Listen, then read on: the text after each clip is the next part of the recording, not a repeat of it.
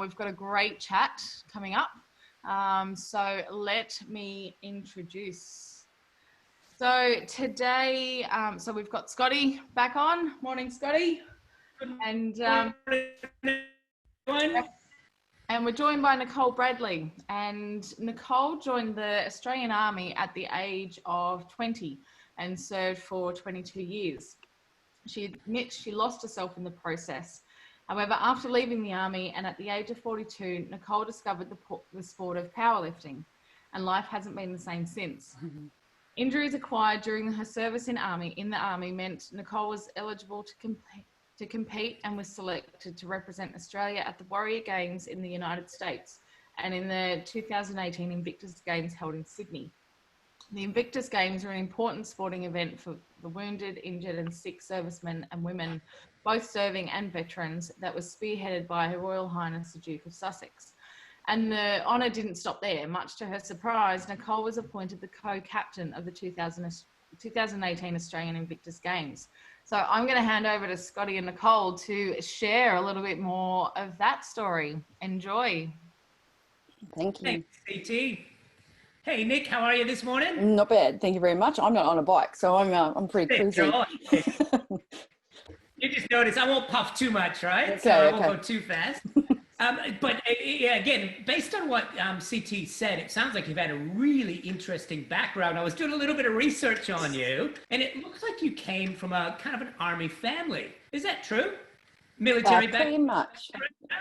Yeah. Yeah. Tell us a little bit about that. I had a great-grandfather who served in the First World War, who received a military medal for taking a machine gun post by himself. And his portrait hung in my nan's house, and his story loomed large in the family. So he was quite a character that we all knew about growing up. And then my father was a Vietnam veteran, so we always knew about Dad's service as well.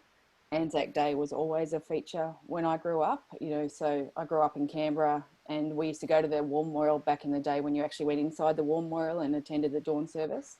So it was something that was very prevalent during that time. And then when I was doing year 11 and 12, my dad was a federal police officer and worked with the United Nations in Cyprus. And so I went and did year 11 and 12 in Cyprus at an international school, living on a United Nations protected area base, which was full of soldiers. And so I was kind of engrossed in this whole idea in the community. And subsequently found my first love there, who was a soldier, and he spent his life complaining about officers. Yeah, and I kind of, when I came back to Australia, I kind of thought, I reckon I could do a better job. And so the family story sort of fed into what I was experiencing there. And yeah, I couldn't believe it when I got in, to be honest. Yeah. Is that what you wanted to do from a kid? Like I've got friends where their family has been in the service, and from a young age they kind of made that decision. Was that like that for you, or did you wait a little bit longer before you came to that to actually join in, sign up? I think I liked the idea of it, and I always thought it would be cool, but I don't know that it necessarily that was a driving force until that Cyprus experience. So right. seeing all those people in uniform and getting appreciation for how they operate, I think really changed that motivation when I came home. Wow. So yeah, I did year 11 and 12 there, and then when I came back to Australia, I had to do year 12 again because I didn't recognise my certificate. And so I ended up being a bit older than the average when I joined up. So right. And so you signed up straight away when you came back after year 12? What was that experience like? You were at Cyprus, you were overseas for a bit, then you had to repeat year 12. Tell us a little bit about that. Oh, look, I think the biggest thing was just realising how insular Australia was. I had lived, because my high school only had, I think we only had something like 80 kids in the school, and my year 12 class had something like 12 nationalities, so like Australia was a really small player in that, and getting an appreciation for, because I was living in Cyprus, and so you have like the North Cyprus and the Greek Cypriots, the Turkish Cypriots and the Greek Cypriots, and I was seeing newspapers of the same events from both sides, and so then I kind of got an appreciation for propaganda. And then when I came home and I was seeing some of the news here, I was kind of going, like I was questioning everything just from that experience. So I kind of had a really different appreciation of the world, which I wouldn't have had before. Right. So I felt like it was really, I had been fortunate to have so many extraordinary experiences to come back and do year 12 with people that had never left much further than, you know, like South Coast of New South Wales. It was kind of weird. I definitely didn't feel like I fitted in. And even to the point where I got to ADFA, I felt something similar because I was a little bit older. Right. And I had kids that had come straight from high school and had never left home before. And yet I'd had all these, you know, so it was really, it was eye-opening and challenging it. And yeah, but it was worth it to get an appreciation for everything. Yeah. And was, when you joined ADFA, was it what you expected, like when you enrolled? Well, it was funny because, you know, it's supposed to be the most elite university in the country, and it was the only one I got into where all my applications that I went in. So I clearly charmed my way through to the selection board. You know, I managed to get in through academics, but I'm not a great academic by any stretch. I think it was pretty much what I expected. It was tough. It wasn't easy. And I think if I consider it now, what I experienced it. In fact, if you talk to anybody who wasn't there at the time when I was in the early 90s, they all talk about it as the bad years. Right. And I personally don't see it as that, although on reflection, I can see some of the stuff that wasn't bad. Yeah, it's definitely a unique experience. It's particularly tough as a female. You know, the expectations were greater. Well, especially back then. Like back then, it would have been much harder because you would have had a lot more men with chips on their shoulders, probably going, "What are you women doing here?" All of that. Yeah, I think we still had a reasonable number of women, and there were only a few people that were like that, Scott, to be honest. But some of the staff were the older staff were a little bit like that. Yeah. But in amongst our peers, I think largely there was an acceptance, and I don't know if that's because they held their personal feelings close to them, because we certainly got a lot of disparaging remarks, and you know, just I guess you can say discrimination, but it's more an attitude, you know, that kind of that you're an outlier to them because you weren't one of them, and that was part of the starting to lose yourself, was when you're trying to fit into that culture all the time because there are no allowances for you. And Correct. so that was, so there were certainly some people that didn't see there was a place for us, but I wouldn't say it was overwhelmingly like that. Well, and from what I've heard of some mates that have gone through and things like that, they discriminate against everybody at the beginning because they want to, of course, kind of tear you down and then which is kind of an interesting process. And for you, what was the highlight? Like, if you think back to that time when you were actually studying and going through, anything stand out as a highlight to you? It's a bit funny because I found it really tough. And in my first year at ADFA, I had a family member commit suicide. My grandfather passed away in the first 6 weeks, and one of my senior classmate had passed away in a car accident. And so for the duration of that, in fact, under my whole time at ADFA, I was under pressure because I failed a subject in that first year. And so I was under more pressure. So I had my head down to try to recover from that. But I think some of the memorable stuff was, one, in the first 6 weeks, I felt like I was doing really well and I was being seen for who I was properly. But then after that, the senior cadets took over as being essentially your mentors. And because I didn't run fast, I was never seen as a great leader. And that was one of the standards that kind of was held throughout my career, that if you weren't running fast enough, when you weren't beating your soldiers, then you weren't a good leader. And it kind of really showed me this a very narrow kind of perspective of leadership, because it was very one-dimensional, because it was male-dominated. And so it was, so I'd say the first 6 weeks were really memorable because I actually felt like I fitted, and then it got harder after that. But of course, going through Duntroon was different again, because then you have just Army. So through ADFA, you have Navy and Air Force with you as well. So there's kind of a difference between them. The highlight's got to be the people, though, you know, the friendships, because you can't replicate that pressure that you're under. And so you build this, you know, you just have this strong bond that I can't make with anybody else. And, one of the girls that I stood next to when I took the oath on my very first day lives here now, and we caught up about 5 years ago when I first came to Brisbane.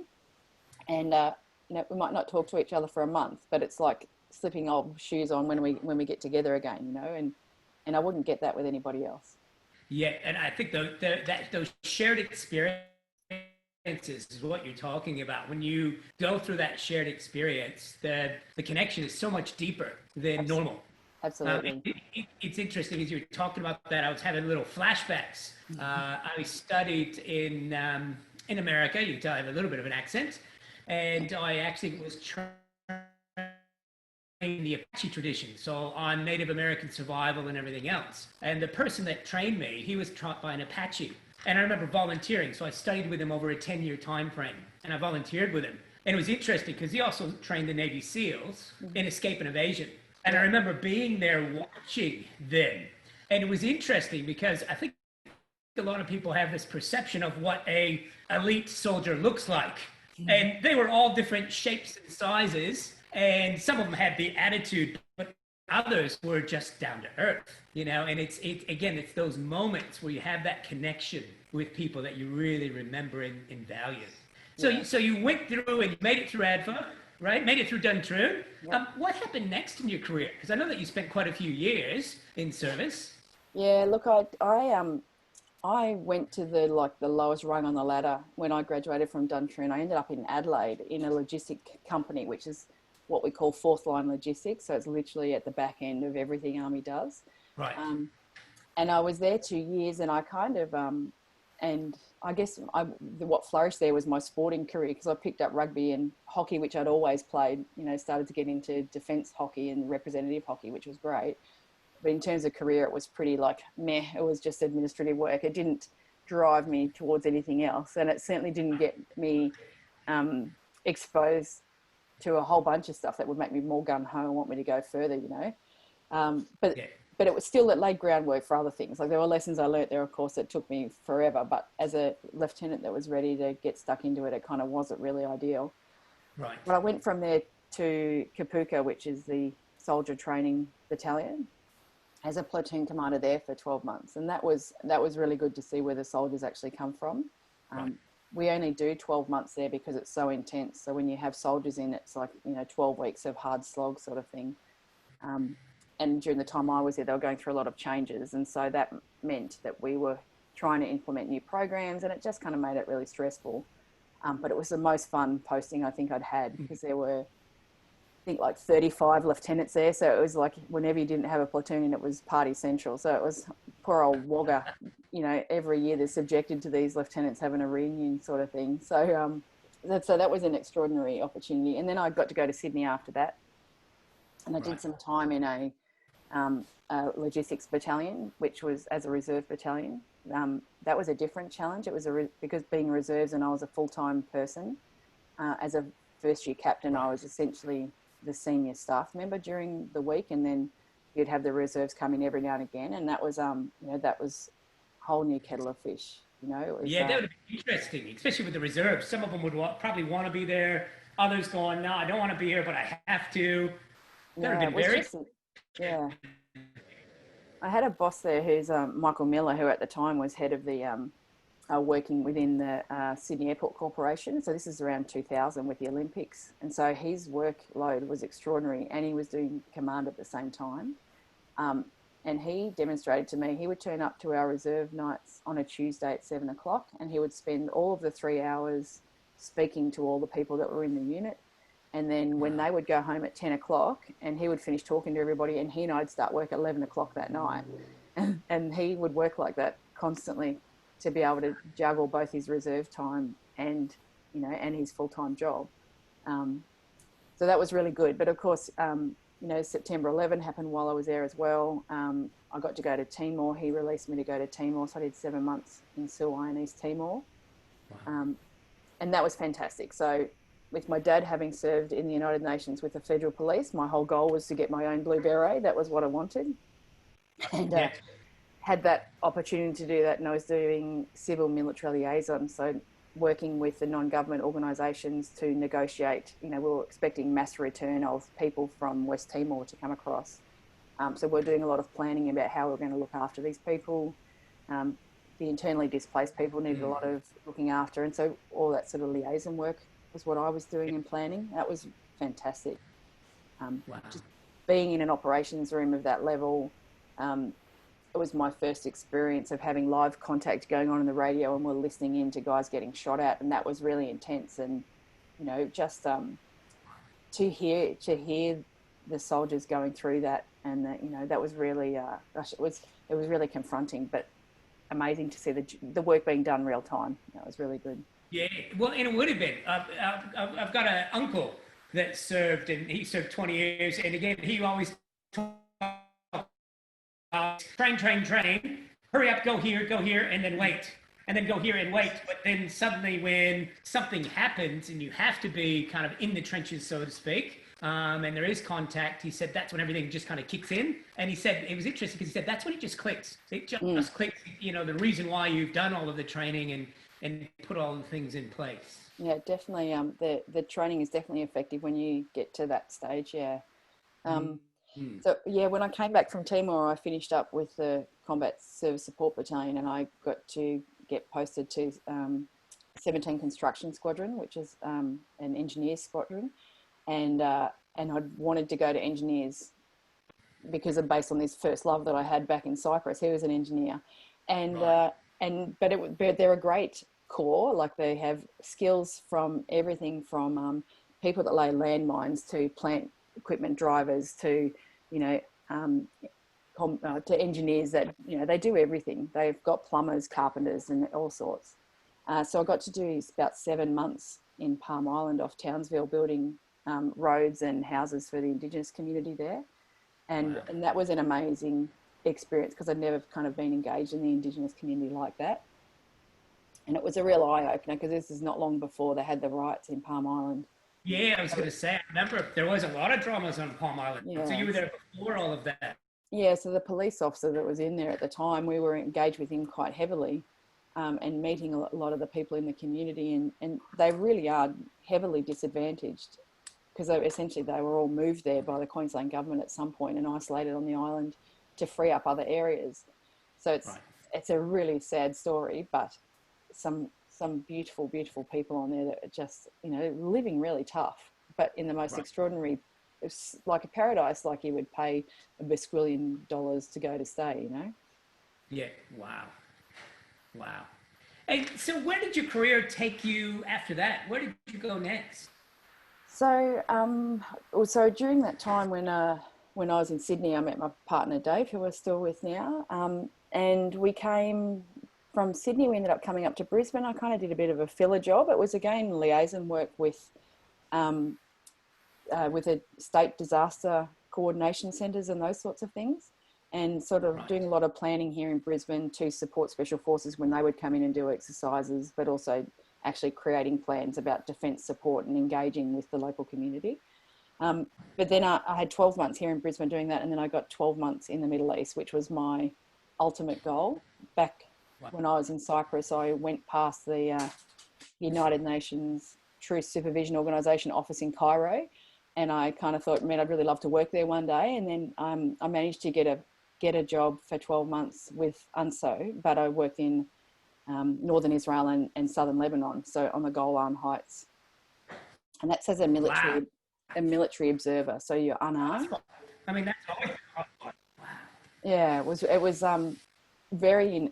It's a great mission because it is like it's truly United Nations. So depending on where you are based, so my OP that I worked on, observation post, was behind the Israeli technical fence. So we used to get escorted by the Israelis to this fence, and they would open it up and we'd go through the gate through our minefield to go up to our OP, and they'd shut the gate behind us. We'd be locked there until they would let us out the next day. So we would go and sit up there and just keep a watch out over Syria and the sort of the negotiated buffer zone to see who's got stuff there and who doesn't. And we were at the base of Mount Hermon, so we had their whole the Israeli observation post on Mount Hermon in front of us, and then they would let one of us out the next day to go on patrol, and you'd go and keep an eye out for equipment that the Israelis shouldn't have in certain places, or make it so you knew which weapons they were allowed to have in which zones. So you were kind of looking for breaches of that to report back to the UN in New York. So I did 6 months on the southern side, and then I did 6 months in southern Lebanon. So we went through Israel and then crossed the border into southern Lebanon, and then lived there. And the OPs on the Lebanese side of the border, you would be on a patrol base with I think there was 7 of us, and one person would stay on the OP, and the other guys would go out patrolling, and you would cook and clean and be the Habibi in the OP for the day, doing observations, keeping the generator running, all that sort of stuff. And then the other guys would go patrolling and come back, and you'd have meals ready for them and all sorts. So it was definitely unique. It was fantastic. It was so the next Lebanese-Israeli war occurred not long after I left, where we had a patrol base. Qiyam was rocketed by the Israelis, and we had like 4 of our peacekeepers were killed there. One of them, who was a really great friend of mine. And so it had become a bit of a benign post in a lot of sense, where a lot of the other countries were bringing their families along, and then all of a sudden this war erupted, and the emphasis of people that were supposed, that were there to do the peacekeeping part were all like, well, I've got to get back to my family. And so these poor guys that were left on the OP that were struck, they didn't have any family, so they were there because their families went back in tier where the base was. Yeah, and that's an awful experience. The OP had been there for 30 years, but they had Hezbollah positions around them. And so the Israelis were kind of saying, well, they knew it was there, but it was a laser-guided missile, but nobody's ever held to account for that stuff. Oh, wow. So, Wow. yeah, so extraordinary experience, but devastating at the same time. Would have been. And did you get a chance to see the communities, going to Lebanese people and their culture and the Israeli culture? Just curious your observations about what did you notice about the culture? Wow. On the Lebanese side, we got to spend much more time with the villagers, and we actually spent a bit of time, we would actually come across Hezbollah, and we would be talking to them because they would have to go through some of their checkpoints. And as a woman, of course, the Hezbollah were always concerned when I was driving. They didn't want to talk to me. They would go around the other side. But generally the villagers were very embracing of us being there, and they are happy to have us, and they wanted to be social with us. And, we would help them out by putting up basketball hoops for the kids and doing little bits and pieces. We'd kind of develop these relationships. I didn't find that so much on the Israeli side. The Israelis were very suspicious of the UN being there, and they didn't like us to be there, to the point where often you just felt unwelcome.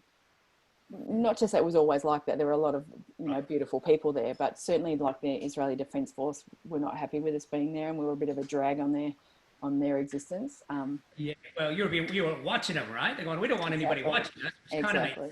Yeah.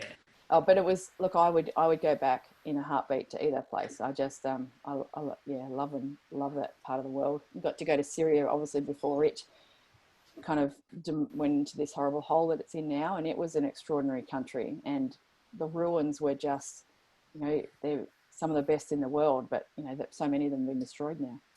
Right. Wow. And so where did your career take you from there? Look, to be honest, once I came back from there, I was a bit lost, because that had been my goal, was to get to UNTSO, and I got there, and then I came home and I didn't know what I was going to do. Yeah. And so I think from then I pretty much kind of just bundled around. Dave is still serving now. Right. And so when I came home from there, we had 12 months in Townsville, where I worked again in the liaison role with the state government. We had Cyclone Larry went through Townsville, so I went to the State Coordination Centre in Cairns to sort of work on the recovery and response to Cyclone Larry coming through. And then after that, we got posted to Canberra, and Dave and I both grew up there coincidentally.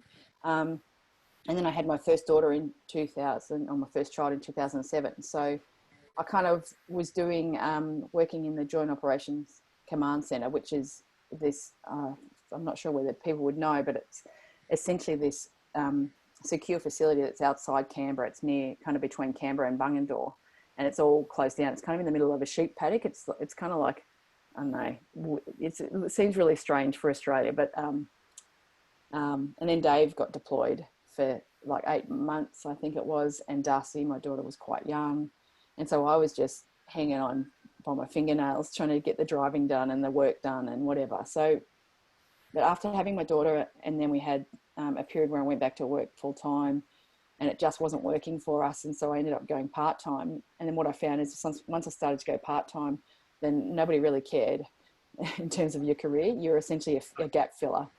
Yeah.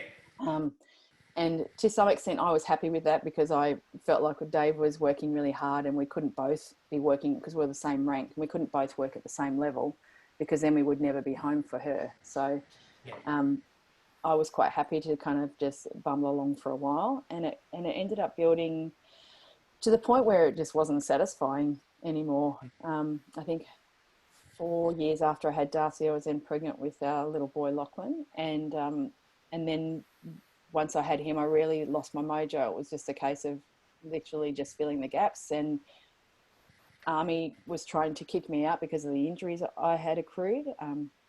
So when I was pregnant with Darcy, I got a deep vein thrombosis in one of my legs. And then after I'd had her, like 12 months later, I got another one. And so apparently my need for medication and the possibility of me getting another one was too great, and they tried to kick me out, which kind of left a bad taste in my mouth. Certainly knowing people that were serving that had that issue, that actually had the blood disorder, that meant that there was pretty much guaranteed they would get one, but they were being kept retained, but they were trying to kick me out, and it was a kind of unexplained, because I didn't have the condition. So that's kind of, and that was so that was kind of, I don't know, essentially what ended up happening was they wanted me to tell them every 12 months I needed to prove to them that I was worthy to stay in, and that was just all too much for me. So we ended up I got out about 5 years ago. All right. Hey, so you had to, I would imagine, going through that, your identity, who am I, would have been a little bit hard, because you identified with the Army and you wanted to do the posting overseas, and you had done that, and now you come back, but now you're a mom and you've got 2 kids. I reckon that would have been really tricky.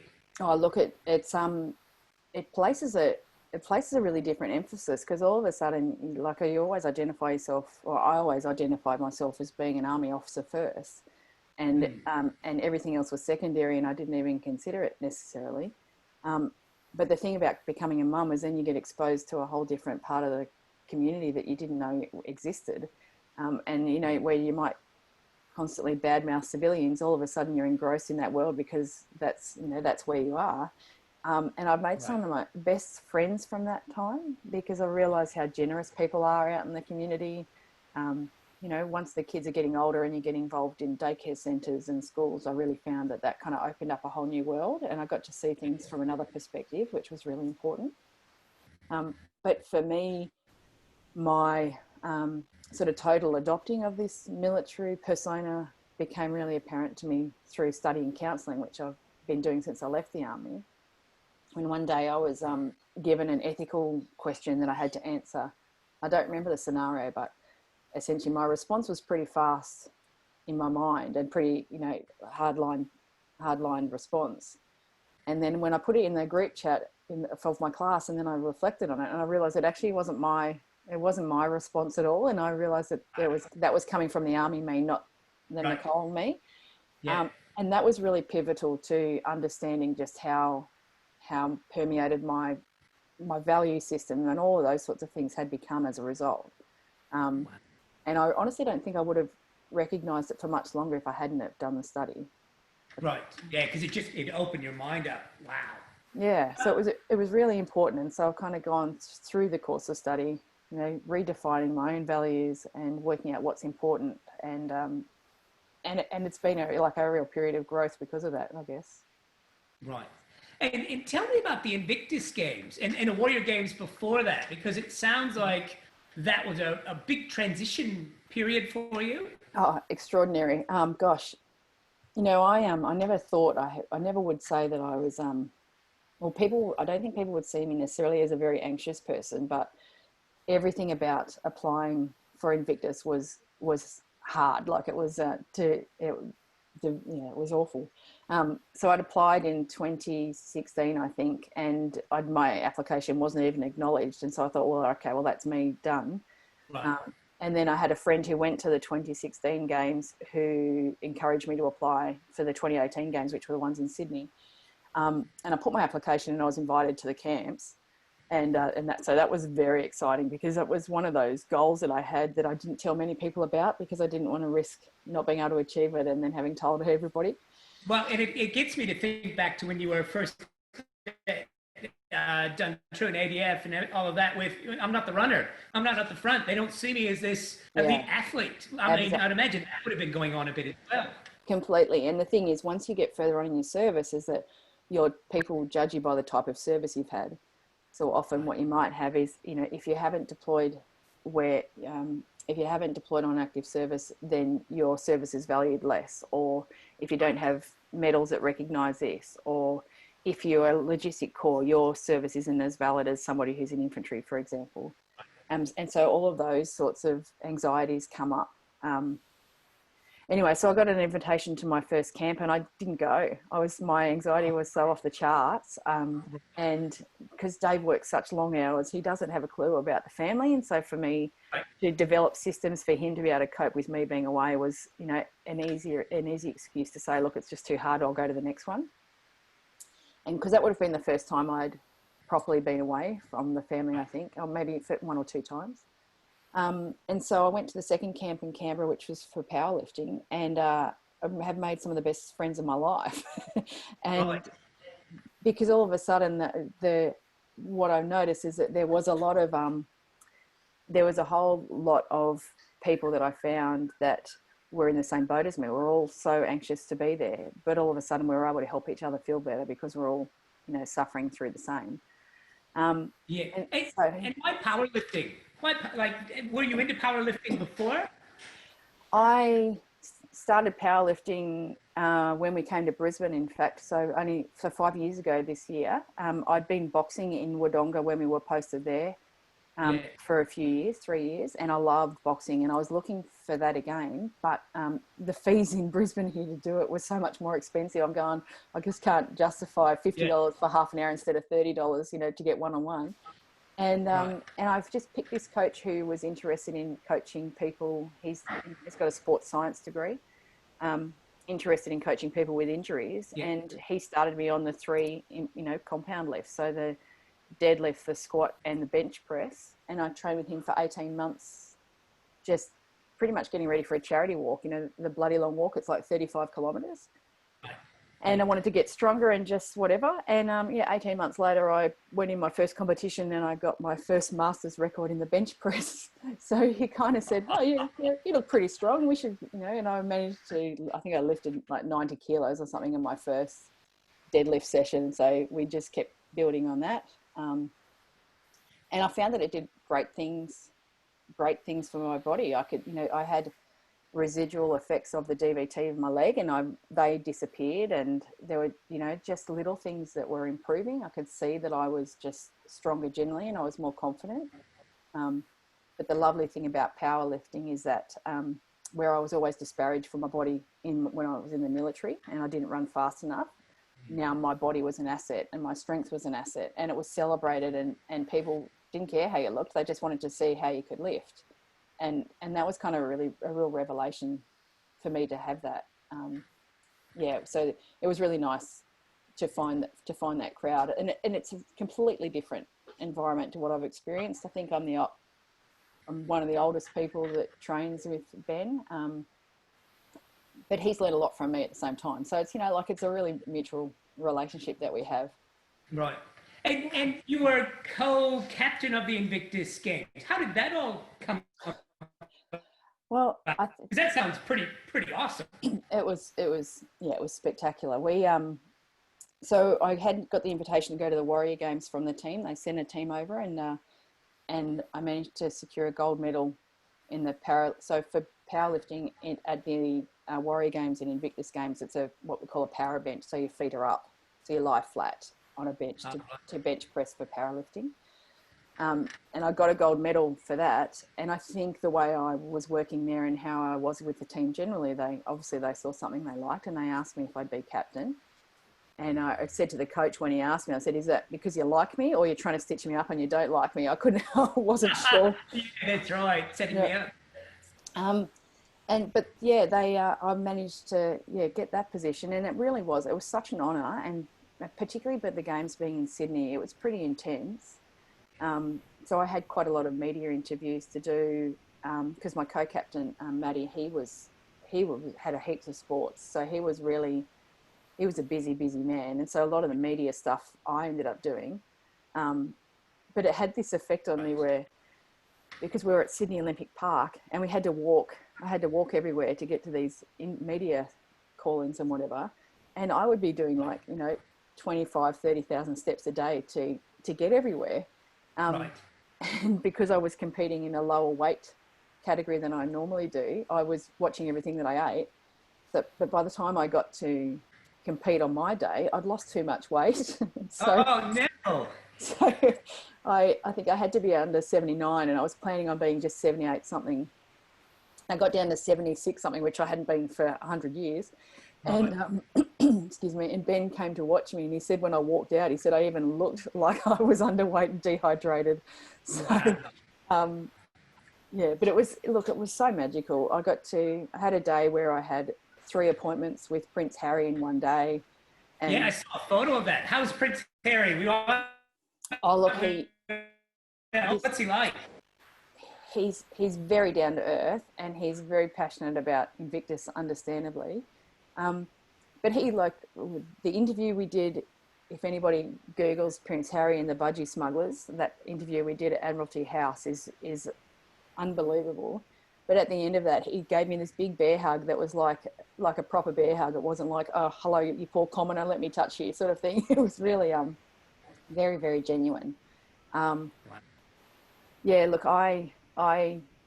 We all appreciate him so much, anyone who's done Invictus, because it really does allow you, for me, between the course of getting involved in Invictus, I felt like I was being seen for me, and I wasn't being seen for who I was, either before or who I was now. People were just interested to talk to you as a person, and I didn't feel like I'd had that for a really long time. And so, getting to the co-captain thing was the most special thing of my life, for sure. Wow. And you ended up getting a silver medal at Invictus, is that correct? Yeah, so I got silver medal in the powerlifting. So it was an awful day to compete. It was stinking hot. And I had planned, the way my training had gone, I reckon I should have been able to manage probably 80 kilos if I was at my best to perform that day. And I barely got 70, just got 70 to secure the silver medal. And I think having lost the extra weight, the stresses of being co-captain, in fact, probably didn't do that wonderful for me. And I subsequently realised I had this shoulder injury that probably I should have had a shoulder replacement that I haven't had done. I've been able to hold off, but I had this injury that had kind of started back at the beginning of the Invictus journey when I was throwing shot puts for the first time, and I think I overdid it. And so I had kind of got a couple of tears in my shoulder and had trained through it all that time. And it didn't all come together on the day, but it really led to me gaining an understanding of that. I absolutely did the best that I could on that day, and I couldn't have done any better. My body just wasn't going to allow it. And, my coach was there, and he's just gone, you were just struggling from the first lift, which should have been really easy. And, but I realized though that, it's okay because I did my best on that day, and I don't have to be angry at myself because it's not my best of all time, and I did, stupidly, I didn't have that lesson before that. Right. Yeah. But it's one of those things I've shared with I've spoken at a couple of events since then, and particularly with kids, people think you have to do your best. It's got to be your best forever, but it doesn't. You can only give what you can give on the day. Well, and silver is pretty bloody good. Come on. Yeah, look, I was happy with it, but I was kind of just a bit bummed. But I knew as soon as I saw the competition list that there's this lady Sebastiana Lopez, who had won the gold medal in the lightweight the previous Invictus Games. And when I saw her name there, I knew I was no way I was going to get the gold, because she's a competitor that she's amazing to watch, and she's now working to compete in the Paralympics. And you know, an athlete like you'll rarely see. Yeah, so I knew the gold wasn't going to be mine. Right. Anyways, wow. And so tell us, what are you up to now? Because you finished your study, correct? Yeah, so I finished counselling in December last year, the degree. My service was cancelled due to COVID, so, you know, I got my certificate in the mail, you know, carefully wrapped. Yeah. And so I've been working, obviously the kids are at home, we're at home doing all that schooling and stuff. So I've been working now, I'm moving to online counselling. So I have been doing volunteer work at drug and alcohol counselling, which I've learnt a lot from that, and it's really demonstrated to me the disadvantage we have in the community. But for the time being, I think I'll be starting my own counselling, doing online work. Right. Wow. I think people are much more used to the concept as a result of this whole COVID experience. And I think it'll give me an opportunity to work. I know there are a lot of people that I think I can share my transition, the work that I did in transition, particularly when I think about, you know, all those people I know in Canberra that have got out that are a bit lost or fall into work that kind of, I guess, sits maybe a story rather than sits with them, if you understand. Yeah, well, and I see that in different areas. Like I had a friend of mine that was a business owner, and he had his business and he sold it. And I remember talking to him, what are you going to do afterwards? He said, oh, it doesn't matter. I'll sell it. I'll be fine. You know, and then within 6 to 9 months, he was a bit depressed because, again, his identity was tied to that. So some words of wisdom for people that are going through that transition, because you've been able to find a way to navigate through that. What are some recommendations, some things that you would kind of say, these are a couple of things that might help you along the way? I think one of the ways, excuse me, I'm going to tell his dog off. He's found something to make a racket with. I think one of the important things is to actually have a look at your overriding story, your overriding narrative that you have about your life, and consider it critically. We all have these stories that we tell ourselves, and sometimes they just stories that you end up developing and you believe, but in fact you probably shouldn't. And I think to be able to look at these stories that you're telling yourself, it might be that could be as simple as, I'm no good at writing. That's not something I can do. You know, like, is it really like that, or is it somebody told you that, you know, a long time ago? And for me, it was that, you know, you can't be a leader because you can't run fast. That was one of the things. Or, you know, my dad always said, if I would get, you know, 90% on a test, he'd say, what happened to the other 90%? So I'd kind of developed this mentality, what happened to the other 10%? Good maths, thanks for that. And so this feeling that everything had to be perfect or it wasn't good enough. And so we all develop these narratives in our mind about ourselves which need to be really critically looked at. And they might be a bit subversive or even in the subconscious. So it helps to have some quiet time to try and find those out so you can question them. Wow. And the kids, tell us about the kids. How old are the kids now?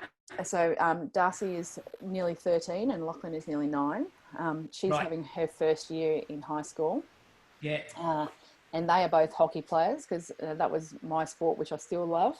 And they're really, they'll be training for the first time this coming week. So we're looking forward to that getting back in there.